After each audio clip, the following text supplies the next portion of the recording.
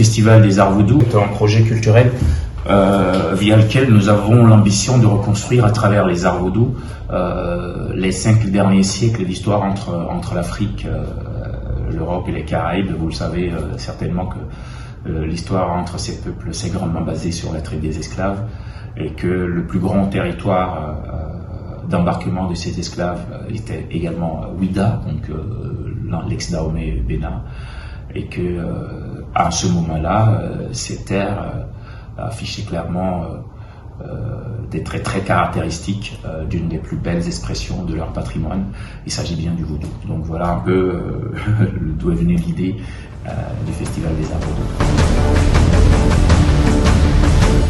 Alors le menu de cette 3e édition sera principalement composé donc de 4 performances qui seront déclinées dans différents endroits aussi mythiques que spéciaux de la grande étendue de CIU qui nous a été gracieusement mise à disposition par CIU via la région Bruxelles-Capitale.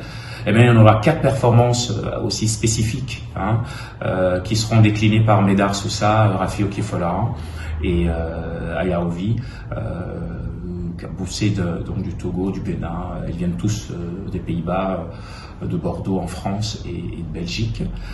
Et puis après, nous allons quand même avoir des tables rondes, des ateliers de contes. On va avoir des ateliers qui décrivent un peu la mode et la culture vaudou. Nous allons également avoir cette année, donc durant les 2 jours, près de 1200 à 1500 mètres carrés qui seront dédiés à la gastronomie afro-africaine, afro-européenne et des Caraïbes aussi. Nous allons donc avoir une douzaine de pays qui seront représentés, le Sénégal, la Mauritanie, le Bénin, le Togo. On va également avoir Cuba, Haïti, Porto Rico, République dominicaine, le Congo RDC. Évidemment, nous aurons les Antilles également qui seront représentées.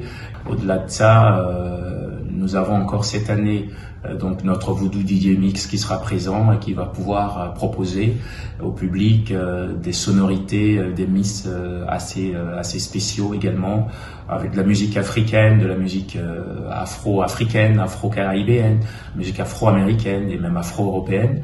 De quoi montrer que finalement, comme on le dit et qu'on le sait déjà, que la musique n'a pas de frontières et que beaucoup de rythmes d'aujourd'hui tirent leurs origines dans la culture et dans la musique africaine trimballée et emportée par les esclaves lors de la traite négrière.